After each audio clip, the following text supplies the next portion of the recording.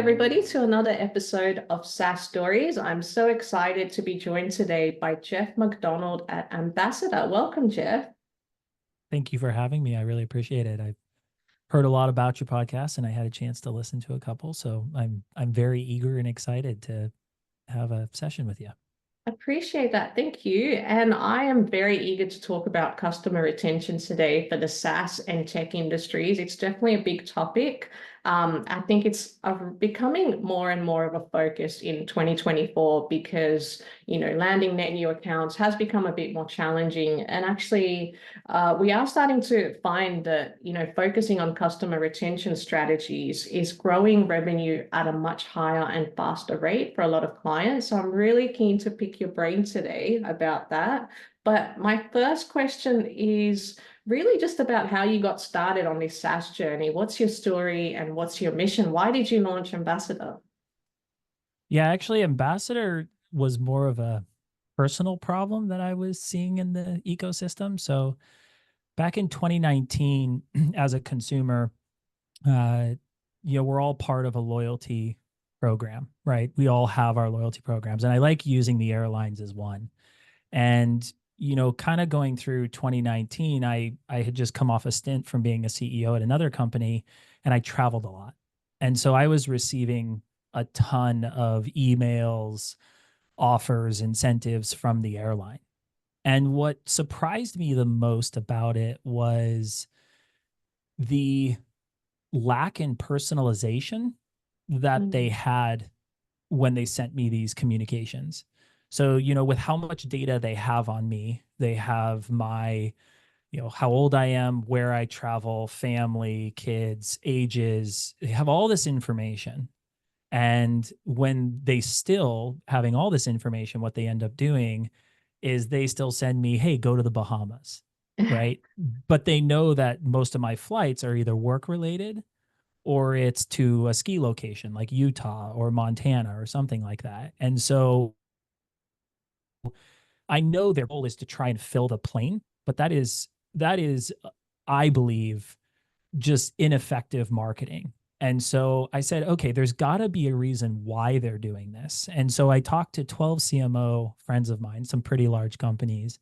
And actually, in that process, what I found is they said, yeah, we don't want to do that. It's just when you get to the bottom of funnel and you have customers, it's a broken ecosystem. So our platforms don't talk to each other. So the CDP isn't talking to the loyalty program, isn't talking to the referral program, isn't talking to the review program. And there's all these technologies that are dispersed, but the communication doesn't help us get more personalized with the customer. And so that's where I said, okay, there's a real problem here. Top of funnel just went through this full reorg reiteration. Bottom of funnel is going to do it as well. Why don't we be the ones who are going to? So that's where Ambassador was born. Is we built what is a CDP, a connector into databases. We started focusing on AI ML even before the AI craze came out. And then we built our first activation, which was referral. And then now we've jumped into loyalty, and then we're moving into other modules where we're releasing 1 to 2 modules a year.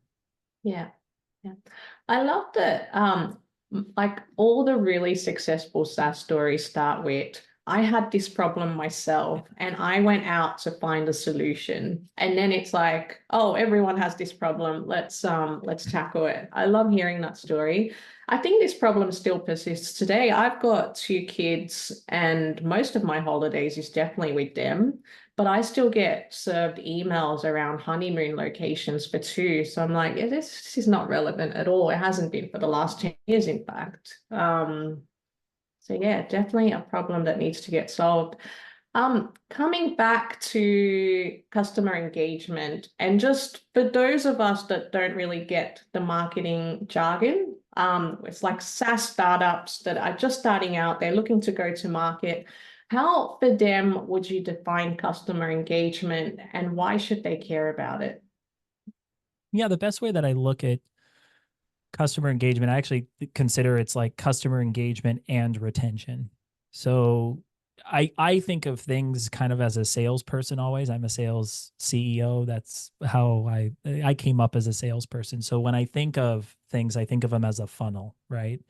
So when you have a funnel, you start with your leads and then you work your way down the funnel and then you get a customer. And once you get a customer, that's where customer engagement becomes. And that's where you want to make sure you're engaging your customer on a regular basis, which then hits your retention rate, because your goal is you want to be retaining that customer over set amount of time, which goes into your gross retention rate or your net retention rate. But your net retention is your upsells, cross sells, and contraction, and so forth.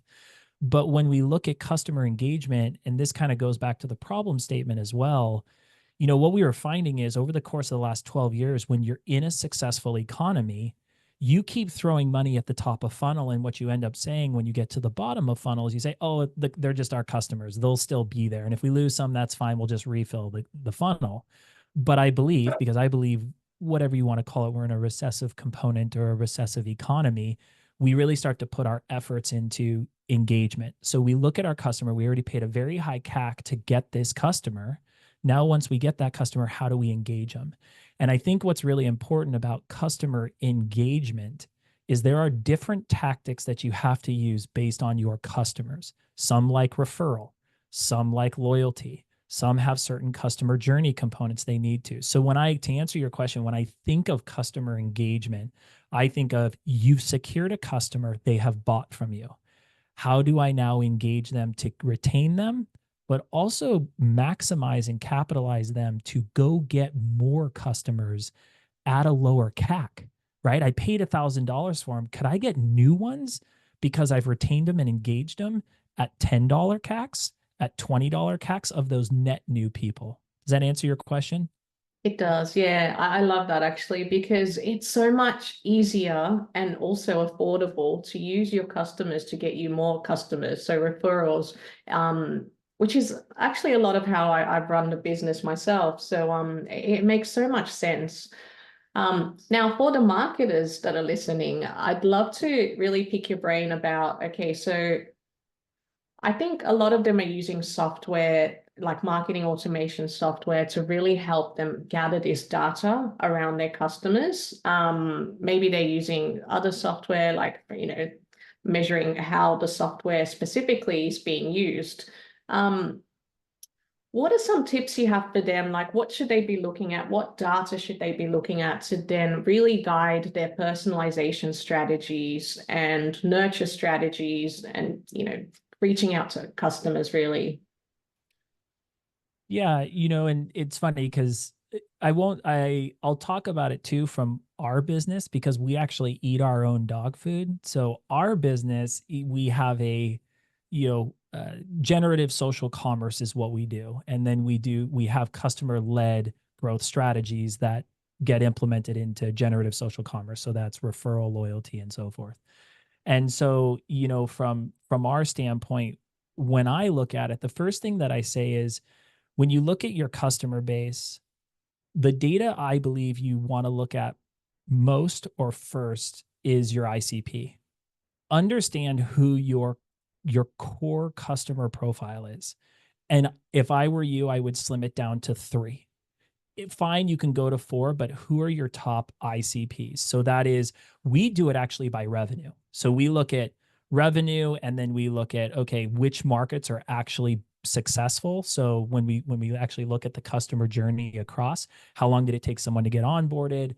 How successful are they? What kind of percentage return are they getting? Are they getting high return?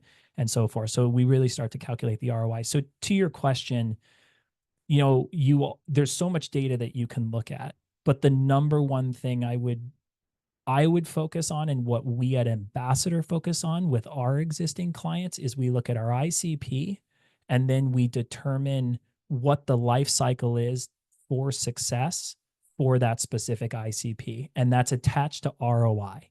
If you understand that, you actually can go and continue to fill the top of funnel. But I think the second is you'll actually learn what tactics, or what I call customer journeys, you need in order to maximize that ICP to go and refer for you or go and do things. So for a certain ICP like FinTech, FinServe, maybe it's filling out a profile is really, really important versus telco.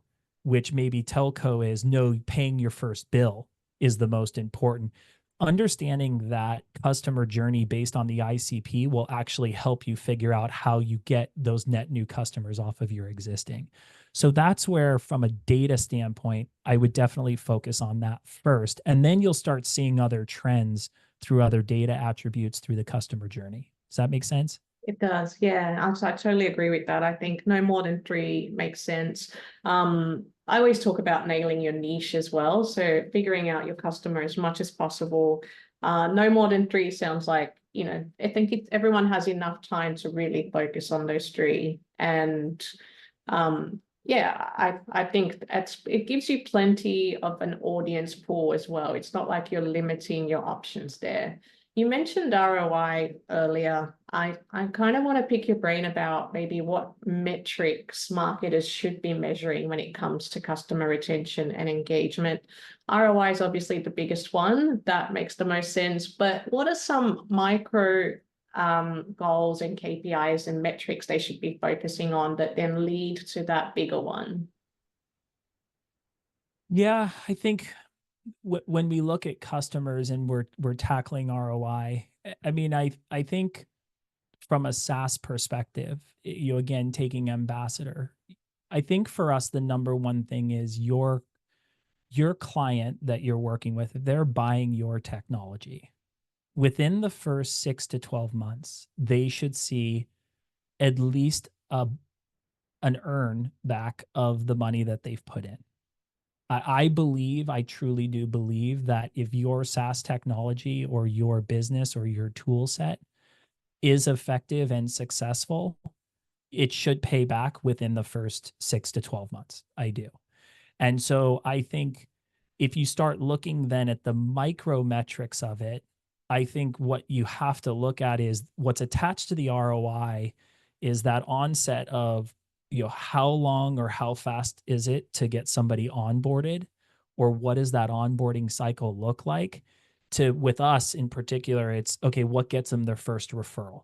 What's that motion to get to the first referral? Because really what you're looking for is your gross retention, or that retention number for your customer base is going to be on how do I get them to use my platform once for the use that they bought it for, and then how do I get them to use it more and more and more? And it literally just, and so what we do is we say, okay, get them onboarded within 2 to 4 weeks, get them to use it. And then what we start to see is after 1 quarter, we actually start to see the ones that are very successful are actually starting to implement the tool into their platforms. They're starting to get people engaged. They're sending about 1/4 of their contacts into it. So we really start to look at those minute details specifically around that to start to see the growth. So when we talk about ROI, as you had said, we look at payback within the first 6 to 12 months for sure. But really that payback on our end is about how are they using the product and are they capitalizing on it? Because I'll tell you, the ones that don't see ROI and the ones that don't retain for us, they aren't using the product. They aren't actually engaging them. They aren't having a team that's providing the support and doing the necessary things to engage and retain the customers. So hopefully that answers your question, but that's kind of some things that we look at. It does. It does answer my question, but it creates a second question Yeah. around how do you get them to use your product? What are some strategies there? Is like personalization, is that one strategy that you would use? I'm sorry, what was that last part? Personalization. So when you're sending out communications around the product, would you use that as a strategy? And what are some other ways that you would get them to use your product? Yeah. So from our standpoint, a lot of it is, I think a lot of people say, okay, again, this goes back to your first question, which was really good, is the ICP, right? Or your second question, which is if you understand your ICP and you get really, really good at your ICP, you should know exactly what drives that client or that client that you're working with to build their customer base. So for some of our clients, it's we need to make sure that the tool gets integrated into your product. The minute that it gets integrated into your product, you will start, and when somebody logs in, a pop-up pops up and it says, hey, make sure you refer a friend, or something that's an initiative pops up in front of you. Those are the type of tactics based on an ICP, which can actually drive that ROI and get it going. So if you really understand your ICPs, what you're going to start to find is those specific details are around that ICP and that use case. And then you can start to see the growth from there. So again, for us, it's integration into a product. It's even so much as just reminding your customers that referral is there, or there's a way for them to get points or to incentivize. Okay, hey, there is something here that I want you to do. But and this is the things people don't talk about, is what's not successful. Don't bombard your client. Do not. Like you just said, the emails, right, that have no relevance to you and to me. The amount of emails that I get in my inbox from Delta Airlines about flights that I could care less about just turns me off. And I just say unsubscribe. So I think one of the things is there is this finite place where you aren't intrusive, where you're just spamming irrelevant information, but you're using your ICP to determine the relevant stuff. So if you're like maybe a tax company or a financial company, like one of our ICPs is FinTech, FinServe, it's educating someone on how they can have more cost savings throughout the year to prepare for taxes. And so the more you do that, the more you educate people in personalization around your ICP, I think is really important. Yeah, you kind of answered my next question with that Delta story, because I was going to reverse the question and say, how are people doing it wrong? What mistakes are they making when it comes to customer engagement? So obviously, spamming with irrelevant emails is a big one. Any others that you've seen? I mean, so I'll start with this. Ambassador was born out of my problem. But I think my thesis, or I know my thesis that I've had since college, was I believed, and I still believe, that there is a transformational shift that is occurring in the landscape today in digital marketing. And that is where consumers are choosing brands the same way that they're choosing their friends. And I think there is a lack in tools out there where it takes the consumer's point of view and creates a tool set for the brands to effectively engage their customers. I do. And that's where Ambassador is completely changing the landscape, is we are coming at it from the consumer side. And what are the issues of the consumer that they're feeling? And how do we give the right tools to the brand so that they can market or engage with these customers in a meaningful way? Consumers are going to choose their brands the same way that they choose their friends, and that shift is coming. And so it's a long-winded way of answering your question, which is what brands can do wrong and continue to do wrong is to market to their customers as if they are just a number. And that's what's traditionally happened, and that's what happens when you are in a non-recessive economy. Keep filling the funnel, keep filling the funnel. It's when we start to really recognize that we have this customer base and we have to secure them and really engage them in a meaningful way. I think the brand starts to transition and go, okay, I really got to care about these people. Where brands get it wrong is when they just look at these people as a CRM number or as just a number and engagement. And I think when you really start to look at it and say, these customers are choosing me because of me and my brand, whether that's a personal brand or they wear the shoes or the technology got them a promotion, if it's a SaaS technology, that is a meaningful motion that as a brand, you have to recognize what those core value points in ROI is. Does that answer your question? It does. It does. And I think it brings me nicely into my next one, because we've talked about referrals and we've talked about loyalty. But I think where a lot of SaaS founders and marketers are struggling is with the customer support element of their business as well. So things will naturally go wrong. And I think customer support is really the front line of making this customer feel like, do I want to keep using this product or is this just too hard? So I'd love to ask you how Ambassador tackles that, the customer support side of things. Yeah, and actually, before I answer that question, can you go a little deeper into that? Because I'm actually very curious about what kind of things you see. So as someone who works with a lot of brands and so forth, what are some of the things that um you asked this question, what are some of the things that you see and you're seeing that aren't working, right? Yeah. That you feel they should be doing or should be looking at, if you don't mind, and then I'll answer. But I Yeah. really am curious because I'm very curious. Absolutely. I mean, the biggest one that I see is really just supporting them in a timely manner. I think Hmm. there's one specific software comes to mind. When I first signed up for it, they were just amazing at support. So if you had a question or if you had an issue, within 5 minutes, they've actually answered your question.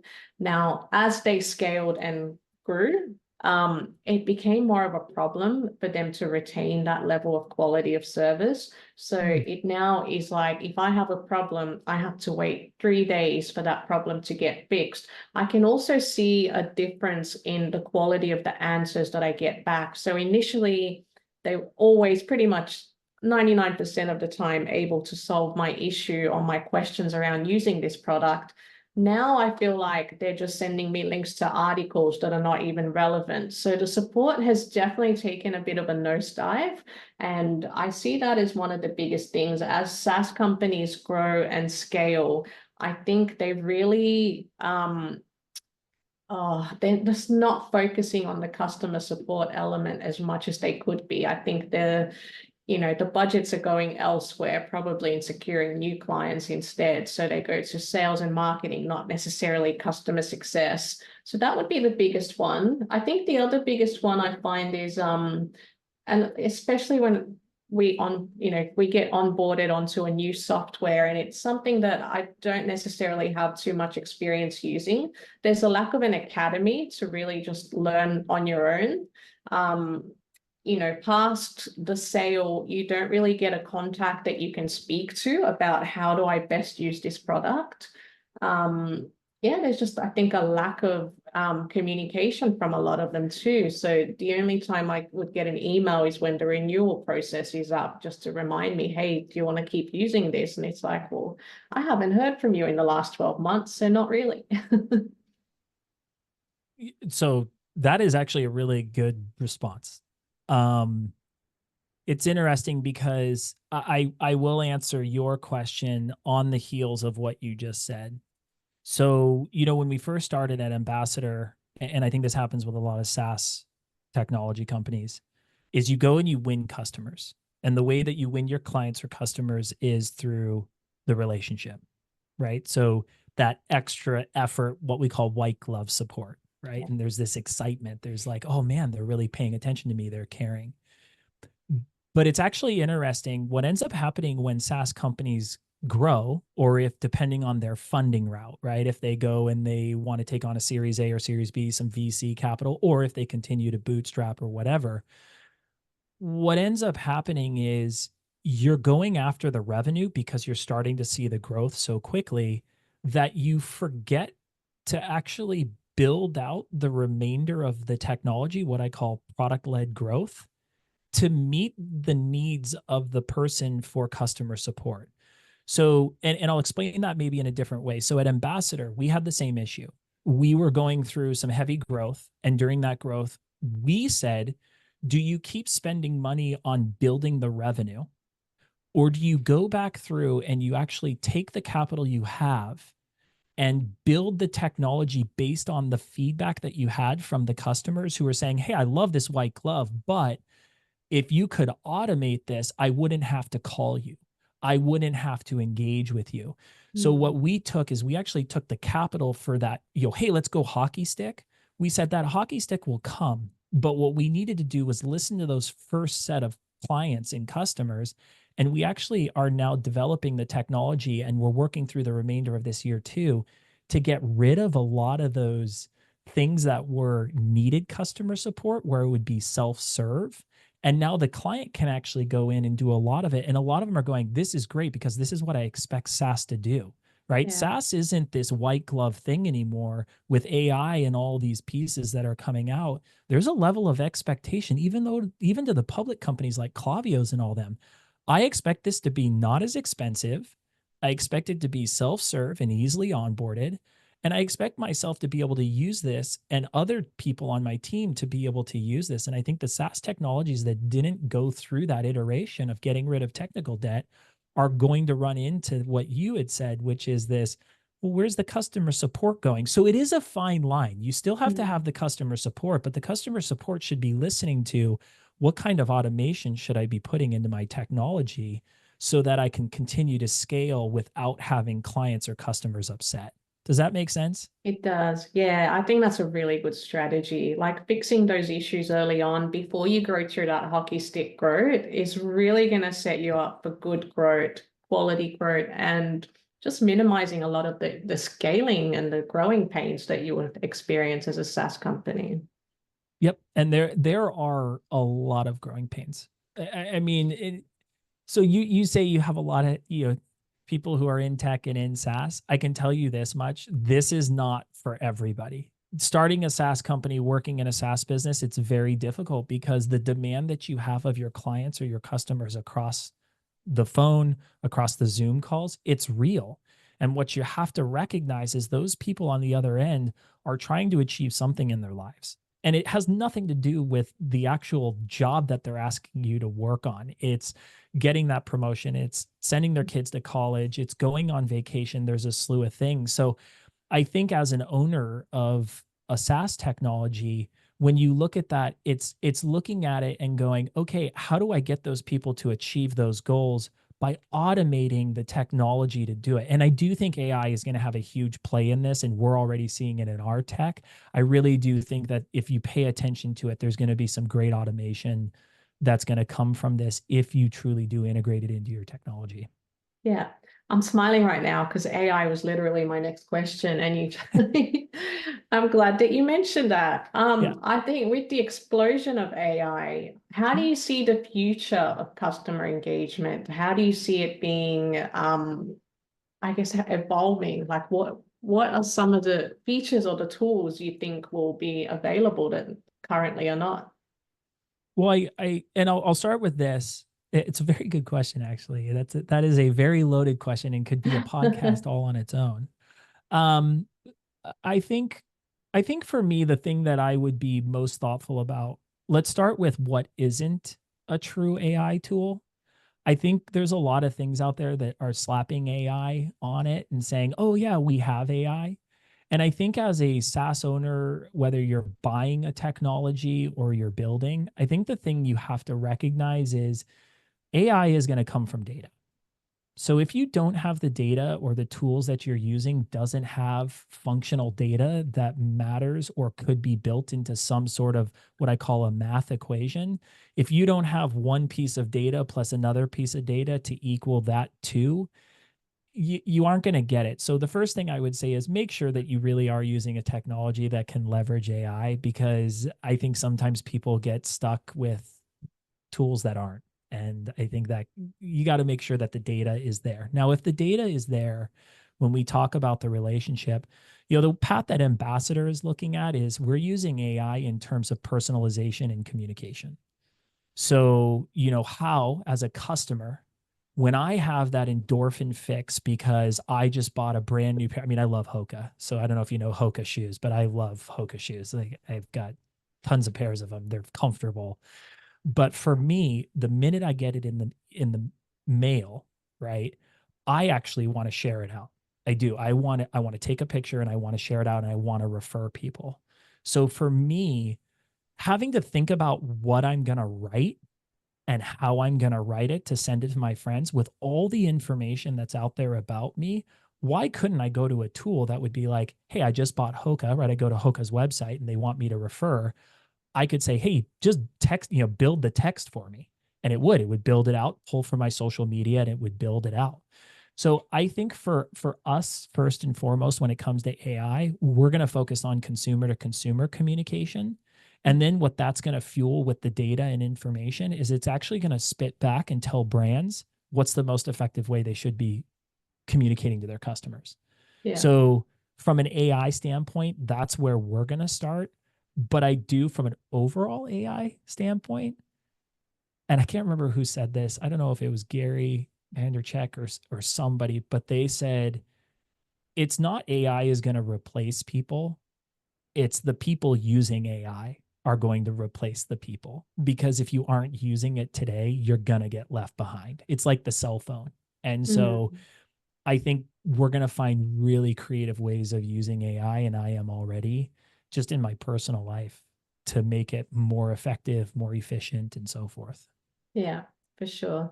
I definitely don't feel like AI will take over jobs. I always say it's probably going to create completely new jobs that we're just not aware of at this moment. I mean, a lot of the job titles that you see today did not exist 10 years ago. So same thing is going to happen. How are We've you talked how are you thinking of AI? I mainly think of it as just automating all the boring tasks that I no longer want to do. I think it really just helps with productivity. I mean, just going through data is one example. Do you really want to sit there going through spreadsheets and, being bored out of your mind for one, but also making a lot of human errors when you're kind of reading through that data as well, because you're not picking up, the brain is just not able to focus for such a long time on so much data. So I think AI, especially in the world of marketing, which is where I sit, just really being able to pull all that data and summarize it and give some key points is how I mainly use it. Um, it's really just been a time saver for me. I never thought of it that way. The boring kind of the tasks that are like, hey, it should be done. I should be able to automate this. Hmm. Yeah. Hmm. Exactly. That's where the word automation comes up a lot when I talk to clients is, okay, what are you currently doing that's taking up so much of your time that you're not able to focus on the important things and the things that you love, like strategy, like talking to people, talking to customers. Is most of your time being taken up by trying to sort through all this data or, things that can be done by AI. So I don't necessarily see it as taking over anyone's job. I mainly see it as helping in whatever you're already doing, but helping you be more productive. And do you find when you talk to your clients, or you within this ecosystem, do you find that when people are buying SaaS technologies, that they're looking for AI yet? I mean, are they looking for a tool set that has AI in it because they're like, oh, I'm a team of one or I'm a team of three. And if this tool, I think, like you just said, can take away some of the mundane or boring components of building a campaign or engaging my customer base, do you feel that this group is actually thinking about that yet, or do you think it still is too early and it's going to be coming? What are your thoughts on that? No, I think absolutely all consumers are looking at, are you using AI? Because it really, I mean, everyone's using it now. Every software that I've logged into since ChatGPT exploded has now created their own AI tool within the software that I'm using. And it's been a nice surprise because I'm like, oh, great. I can now, I don't have to kind of log off, go to ChatGPT. I can use the AI within this software. I think it's definitely still a trending topic. I'm actually quite surprised that so many people are still fascinated by AI. I thought they'd be kind of sick of it by now because you just see AI everywhere. But having Mm-hmm. said that, I still see so many registrations for webinars around using AI tools that customers are hosting. Um, a lot of them that have now brought out the AI functionality within their software are sending out things like, come along to this workshop or come along to this webinar and we'll teach you how to use this within our software. And they're getting a lot of engagement from their customers that way. So I think it's definitely important and it's definitely something customers are not just looking at, but expecting you to have. Mm. Where do you think AI goes next? I mean, I'm gonna throw the question back at you. I really am curious. You talk uh, to enough people. We talk about it from ambassadors' standpoint. And I'm Yeah. curious, where do you think, in this space, right? So in this SaaS technology space, as a consumer of SaaS technologies, where do you think it's going to go, or where would you like it to go? Yeah. Where I would like it to go, I honestly am hoping it slows down a little bit. I don't think our human brains are capable at absorbing change that quickly. So there is an element of it's going too fast and it's not necessarily going in the right direction. I mean, what was that article that came out about ChatGPT becoming stupider because of all the questions we were putting into it? Hmm. Um, but also, yeah, I honestly don't know. That's why I keep asking that question of every guest that I have on the show is like, where do you see AI going and how do you feel about it?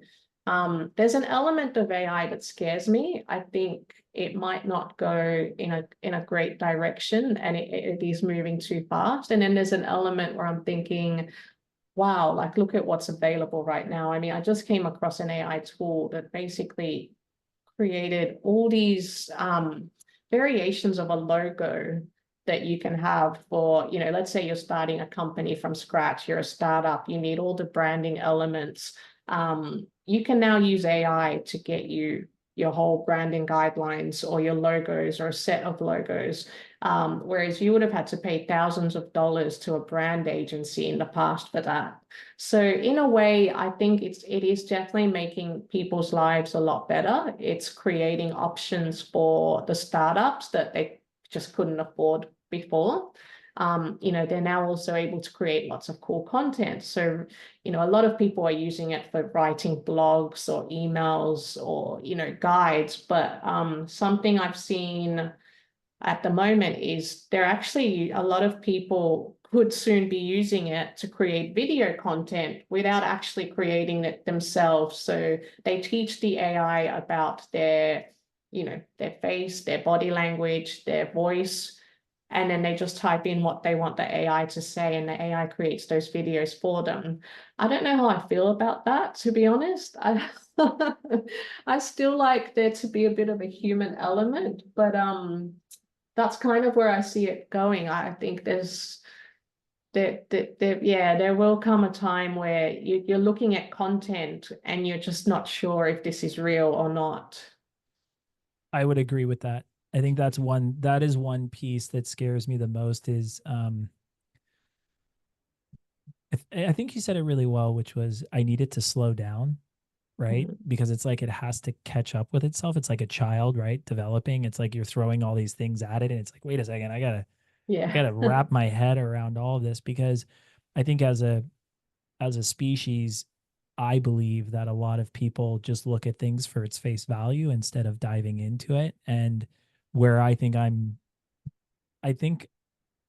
more thoughtful about it is what kind of news or what kind of information is going to come across the wire where people are going to believe it. And it's people trying to mess with that group of individuals or, that subset to get some type of attention out of it, like what we call clickbaiting and so forth. I Mm. agree with you. And I think if you can take my face and build an AI video for it and it looks like me, there's no way I can get to that video, especially when it gets put up on the web. There's no way I can get to that and or say, hey, take it down. That's not me. It's up there. It's up there. So yeah, it's a really good point. I never thought of it that way. Like I feel like it needs to slow down. It's not get rid of it, but Yeah. slow down to get it educated. That's interesting. Slow Yeah. down. We're just not capable of dealing with so much change in such a short time. I think, Yeah. there's a lot of stress and anxiety around this as well. So I think yes, it's fantastic. It's created a lot of productivity and hacks and things like that. But let's just be wiser with it, I guess. But we've talked quite a bit about the technology side of things and the SaaS side of things. I'd love to get your thoughts on the people within Ambassador, for example. How do you foster a culture that's kind of customer centric? How do you how do you make sure that the people that are working in Ambassador are happy to keep working there. I think that's a common problem that a lot of organizations have. Yes, there's churn with customers, but there's also churn with employees. And I think losing good employees is definitely a problem. So how would you go about it, building a good culture? Yeah. Well, I think for me, and this is the first time I've ever done it in a business, our number one value in the company is transparency. And honestly, it came out before the CEO of NVIDIA has been all over the news and talking about everything, about how he runs his business and everything. But one of the things that he did say is, he has, I think it's like 60 direct reports or something. And the reason why is whenever there's a problem in the business, he's so transparent. He wants all of them working on it, right? He doesn't want 4 direct reports that go tell those 10 direct reports that kind of keep it going. And I think one thing that ambassador I've learned is if there's a problem in the business, I'm going to be transparent from the person who's a report to me all the way down to someone who's maybe just doing customer support or a salesperson or my C-levels. I will tell them the same problem that I'm dealing with at the C-level all the way to the management level, director level, whatever it is. Because I think what happens if they know what's actually going on in the thought process that's happening at the CEO level, they actually start to take ownership in the business. It's like they're part of the team. So, we might say, hey, we're having a deployment issue, where we've just deployed this and, we're having some negative feedback. And what I'm concerned about is retention numbers, right? Just using a hypothetical. And, oh, okay. Well, I hear the problem. Let me go see if I can help create that solution. Let me see if I can help bring some ideas back to the table. And what you actually start to see is everyone starts to form around that problem, and the problem actually gets solved because they're all working together. So, from an ambassador standpoint, that was one thing when I came into the business. In my previous companies, I was always well, I got to kind of not say this because I don't want to scare this person, or I got to be careful with these words. I think I've just come to a point in my life where I'm like, yeah, here it is. And this is what you get. And if you like it, stay. If you don't, you don't. And what we're Yeah. finding is a lot of people are staying and they want to engage here because they're solving problems as a group versus, hey, let's talk up here at the big problem. And then let's tell these individuals they have this section of the problem. Does that make Yeah, sense? it does. It does. I kept thinking about like it's similar to raising children, isn't it? Like you Yes. just give them more responsibilities and they will step up to the mark, and they would be really happy as well because you build their confidence that way, they become happier that way. Yep. They're more than happy to help with problems and get more responsibilities. I think at the end of the day, they would hate to just keep doing what they've always been doing and kind of being put in a box. It's just not the way the human brain works. They want to step up and help. Yeah. And I think for the listeners here, if you aren't doing that, I would test it out. I mean, I would take your next meeting that you have as an all hands, and I would really dig deep, and I would say, I would give them a real problem you're working on. So whether that's a capital raising problem, a net retention problem, a net new revenue problem, whatever it is, sit down and say, hey, this is the problem I'm struggling with or I'm dealing Mm. with. And what it means is if we don't do this, we can't do that. Yeah. And just watch everyone in the room. They will go, wait, what? Why am I part of this conversation? But then your next step is, does anybody have ideas? Yeah. You would be surprised the amount of ideas you get from it and how one of them may have the answer that you've been stressed about for the last 30, 60, 90, maybe 365 days. So it's very interesting when you finally do it. One of our investors, he's been around for a long time. He's 85 years old and he's been in the financial space and so long. He goes, where you're going to find the solution to most of your problems are the boots on the ground. And Yeah. when you give them the really tough questions, you'd be surprised their simple answers are the solution you need because you're overthinking it. I love that. It's so true, isn't it? Because you're sometimes so close to the problem that you're just not seeing the solution, right there in front of you. But when you outsource it to a team that's been working on the product as well, they're dealing with the customers every single day. They're looking at the product every single day. So yeah, a lot of them would have some good solutions and ideas. Yep. Yep. And it's interesting how many of them will also come together and work as a group to find it. And to go back to your culture question, the confidence that the team builds together, and that confidence actually can be seen through to whether it's investors, clients. I mean, we talk about retention and we talk about engagement and those types of things. When people are solving the business's problems together and they were part of the solution, that comes out in a sales conversation. That comes out in a client conversation. I mean, we tell our sales team, it's a lot different than a lot of the sales conversations that you see. Someone will get on and be like, can it do this? Most salespeople are like, oh yeah, yeah, oh yeah, definitely. Yeah, just sign the contract. You're good. Yeah, go, right? What we've taught our team is, well, you remember the problem we dealt with 60 days ago.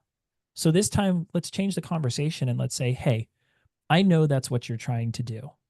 The way that our platform works is it does ABC. Now, I understand that might not be Y and Z. I think Y and Z is something we're going to be focused on here, and it won't be deployed for the next 12 months or so. But I think you're really going to get what you're asking for, which is this type of ROI with AB. And I really do believe that. And if not, then let us help you find a solution that will. You would be surprised having people work on those tough business problems, how many times it actually starts to come out in the way that they talk to the clients, the prospects, and so forth. And what you just said there, I just kept thinking transparency. And with that comes trust from the client, which is what you need. Huge. Trust is your best currency at the end of the day. I like that. Trust is your best currency. Absolutely. Yeah. My last question for you today, it's actually a positive one I love to end on. It's, what do you look forward to in the future? Now, this could be work related, it could be SaaS related, or it could be completely personal. Oh, man. What do I look forward to? You know, if you had asked a younger me, it would have been, oh man, I can't wait to sell the company and, ride off into the sunset with millions of dollars and so forth. Now, I love building businesses, but I think for me, and I think it comes from having kids and really kind of having the last couple of years, a meaningful discussion with myself about what I want to do. I think one thing that I'm finding joy in right now, and I want to continue to find joy in, is teaching people, and being very honest with what life is really like. I think a lot of the time when it comes to social media and those types of things, I think there's a lot of false representation of what happiness is, and there's all these great things. And I think for me, it's educating people around that. And it's not just personal, but it's also business. I mean, podcasts like this, where you can come on and you can have a really honest conversation about what works, what doesn't work, and giving hope to people who are in the same position that you are in, or maybe you were in, I think is really, really important. So when I look at my aspirations, I've really enjoyed doing this type of stuff, because I'll tell you, it's not easy.